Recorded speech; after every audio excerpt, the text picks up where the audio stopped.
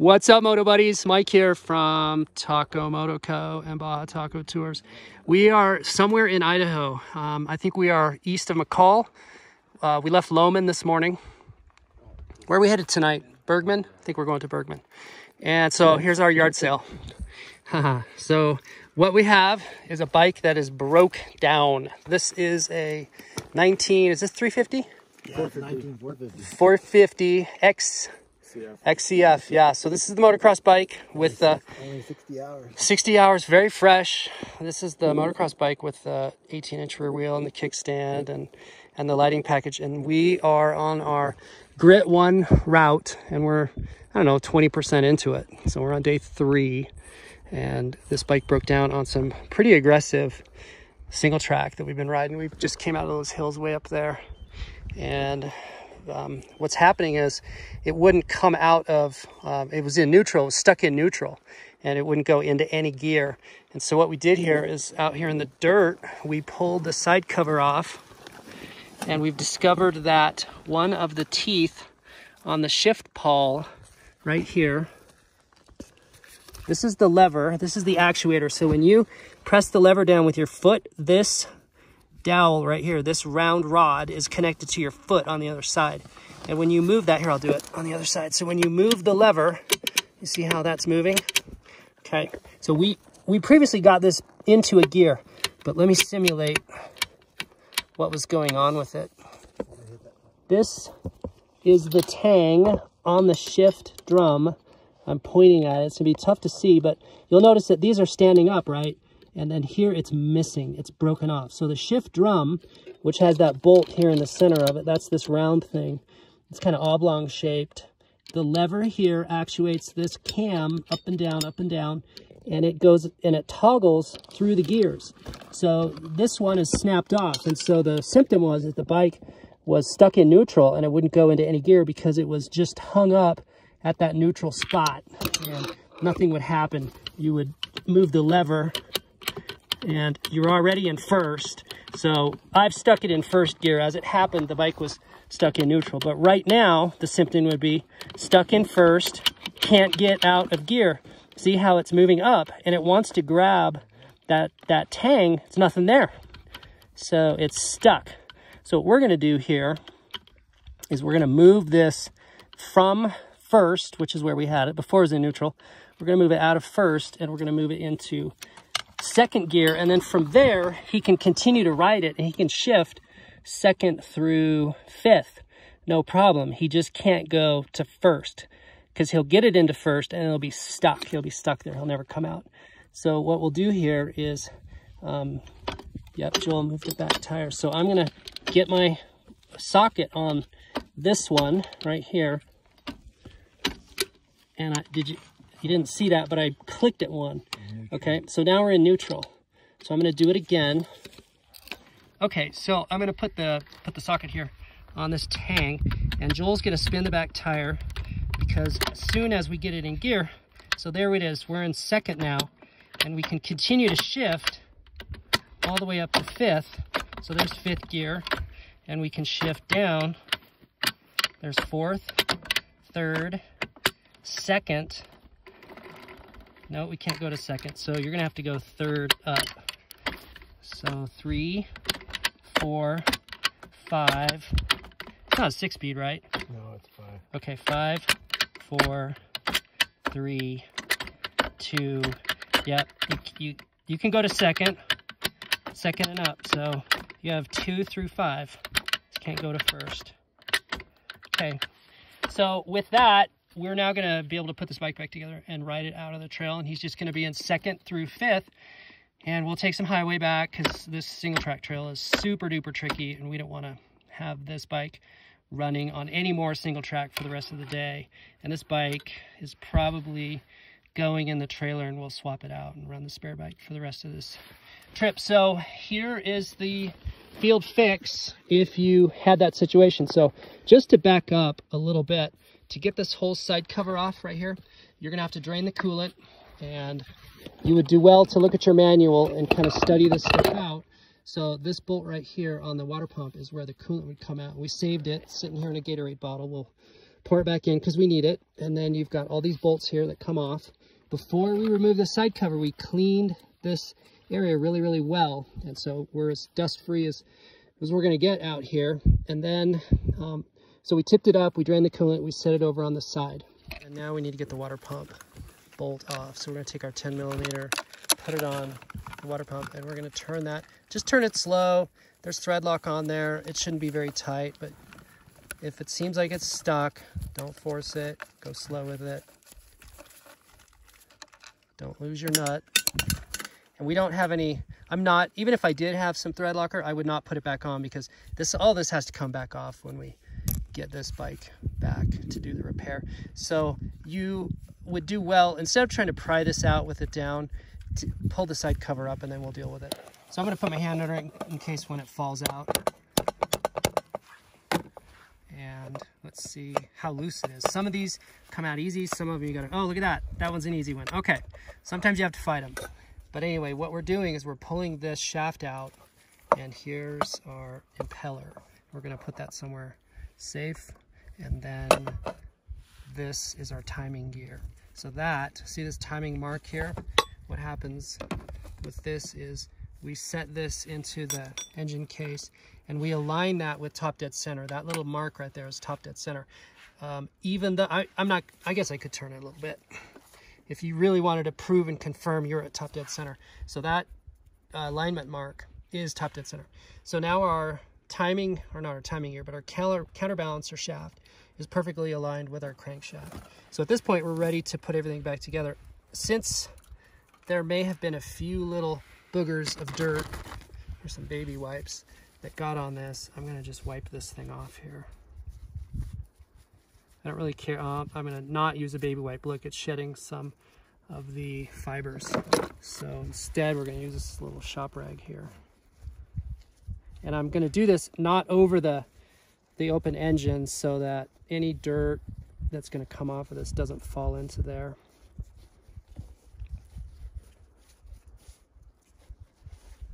Okay, that's pretty good. And then the last thing I like to do is take my finger, not a rag, but my finger, and wipe it on this. And then I wipe my finger here on this rag. And again, I'm just wiping off any boogers, dirt, grime that's gotten itself onto there. Now, the thought, what about that little piece of metal that broke off the spline there? Is that dancing around in the motor? It is. It's going to get picked up by the magnet. It's also going to be, it might be sort of over by one of the oil screens. You know, there's two oil pumps in this motor and they both have screens on them. So between the magnet and the two screens, there's no concern, there's no worry that that's going to get pulled up into the motor. And I'm going to take and do my thing here again. I'm just wiping this off, all the surface here, the mating surfaces. Okay, and then just look for any little twigs or anything at all. Since we're here in the forest, that may have just kind of gotten onto this. That all looks pretty good. If I had some, and I don't, but if I had some, I would put a little grease on the water pump, where the water pump shaft slides through the water pump seal right there. Also, let me have you take a look at this. This is our water pump shaft again, and looking at that, there's some grooves in this which I'm not super happy about. So when we get back and we're repairing this and we're replacing this, we have all the parts, I'm going to press this out and put a new water pump shaft in there. You see all these little grooves in there? That should not be there. So what would eventually happen is this would continue to wear, and then what pressurized coolant could leak past that and then get into the engine oil and cause what causes those grooves? That's pressure. Come in here, Jack. That's pressure from the spring. So this seal right here has a spring underneath it. You can just barely see as I pull the lip under. Jack, come down at a little angle. There you go. See that spring? So that spring is holding constant tension against the seal against the shaft, and it's just wearing. It's just wearing in there. And I think there's an updated seal for this, and there's two sort of halves to that seal, and they press into the shaft, and so that's what's wearing out. So we just add that to our parts list when we got back. So I don't have any grease on me. I may in my bag, but I'm not going to worry about it. So what I will do though is I'm going to put a little engine oil in this, okay?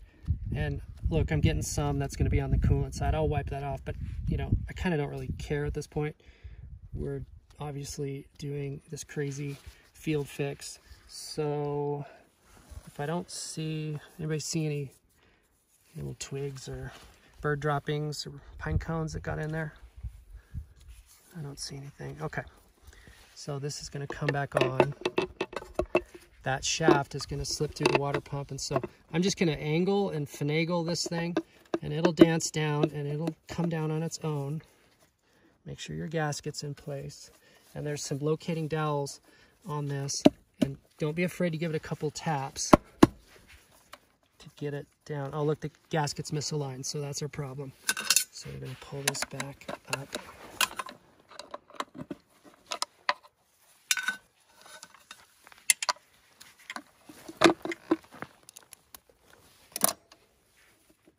Let's try this again. I'm going to put my finger, see I put my finger on the shaft so it didn't pop back out. And check your alignment again. Make sure my gasket's okay. Now, the gasket's warped and it's, hey Joel, hold that for me. The gasket's warped, and what happened is the top of it came up and I was sort of forcing it. I didn't hit it very hard. And I'm going to put some counter, I'm going to put a little preload into this thing to hold it down. Okay, that's better. And the locating dowel, here's the one. You could either have it, I'm not going to take it out, but it's here in the case half. It could also be down here in the engine, and then there's a locating dowel that fits here in this larger hole. And so if the dowels are in the case half or they're down in the engine, it doesn't really matter. Just make sure that they're somewhere, that you haven't lost them. And then again, when you get to the point where you're going to install this, just make sure the gasket is lined up. I could have done a little better job of that the first time. This seems like it's going, and there it was, it just fit down. So it's now completely seated. So I'll just wipe any of that little engine oil that is in the, that would be in the water pump. This is the water area. The water's going to circulate around there. Okay, so we're going to put our impeller back on. Notice that it's flat spotted, and it's flat spotted here. There's a little locator flat spot, and so there's two of them really, and you just fit that and maneuver it, and it'll go down, and you're going to throw your cap nut on there. Again, we don't have any Loctite. I'm not worried about it, and I don't have a torque wrench. So we're just going to snug it to like 14 pounds via my calibrated wrist. So 14 is pretty much right there. Okay. Run your finger, clean anything off. Here's the other side of the water pump. Clean that off. One or two little pieces of some of the Loctite got in there. If you want to, you can blow in there. Just blow that little Loctite powder out. And there's our water pump cover. We've got our cover on. We're going to put our bolts back in. I usually start with the biggest one. It's super obnoxious and noticeable. This is the bolt that would lock the crankshaft together. This copper washer, if I didn't have that on there and I was going to locate top dead center, I would put it at top dead center, and without this, it would lock it. This bolt will fit into a little groove on the crankshaft itself. Obviously, we're not doing that right now. Never install this without that copper washer. If you remove this, use all due care to make sure that washer does not get lost. Or else, if you tighten that in there, you'll press it against the crankshaft and you will tear up a bunch of stuff. So make sure that's in there. Now, as far as the other bolts, I know that's for the water pump because it's got some coolant on there, so that's going to go there. And then for the links, I didn't use any special care as I remove these. I know these go up here on the top, the longer ones right here. And so all I'm looking for is about a finger sticking out. So that's about 1/4 of an inch. So these bolts are in the correct spot. And as long as I drop a bolt in and it sticks out about 1/4 of an inch, 1 finger-ish, give or take, then that's the right bolt for the right spot. Now look, that's clearly not the right bolt for there. And that's about right. So you could, if you wanted to, you would take your bolts out and you would do a very good job of remembering where they went. Obviously you saw that I didn't do that, so I'm using some care when I put them back together. This is the bolt that's for the coolant and the water pump. This is where you drain out the coolant. And that bolt also has a copper washer. So that's one to be very careful with. When you pull it out, make sure that little copper crush washer stays on the bolt. Don't lose that. If you lose that copper washer, then you'll get some coolant leaking.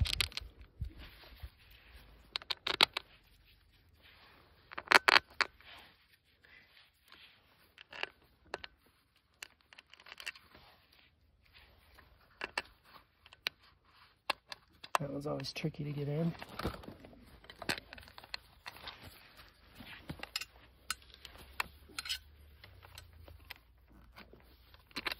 Okay, so they're all in, and they're all sitting about 1/4 of an inch at 1 finger, except for this guy. Notice he's sticking way out. This is a very special, unique bolt. That's fine. The rest of them all look to be where they need to go.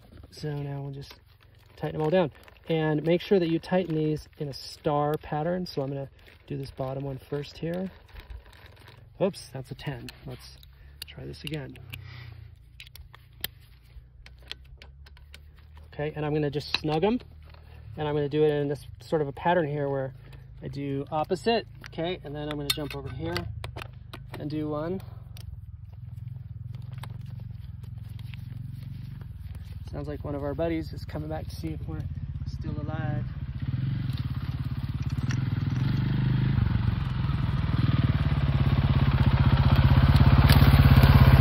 Shane came back to make sure we're alive. Okay, so I've got a couple going. And here, bottom, top.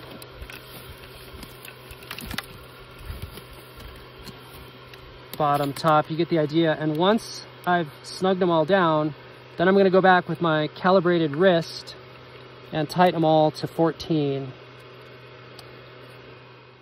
All those bolts are now tight, and so now I'm going to turn them again in a star pattern to what approximates about 14 pounds. And you could practice this at home, or use a torque wrench and then tighten a bolt to 14 to see what that feels like, so you can replicate it out in the field if you don't have a torque wrench. Okay, so at this point now I'm just going to go around and double check them all. I can just go in order.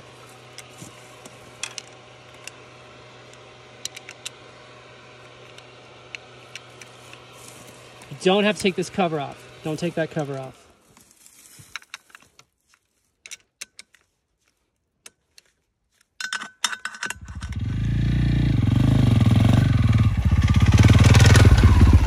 There he goes. Homie's bike is fixed. So he's going to finish this ride in second gear. We'll get him out on the highway here soon, and he'll be able to click up from second to fifth. We went for a broken bike out here to riding out. That's how you do it. Learn how to fix your bike. Learn how to improvise on the trail, because one of these days, if it hasn't already, you're going to have some breakdown or failure. And if you've got tools, skills, and knowledge, you'll be able to get yourself situated and ride out instead of being towed out or making all kinds of other arrangements that would just be a bunch of drama. Let us know what your best field fix was, what you did to improvise a repair to get yourself out of a trail situation where you were stuck and broke down, and you used creativity and ingenuity to repair your bike and get yourself back on the trail.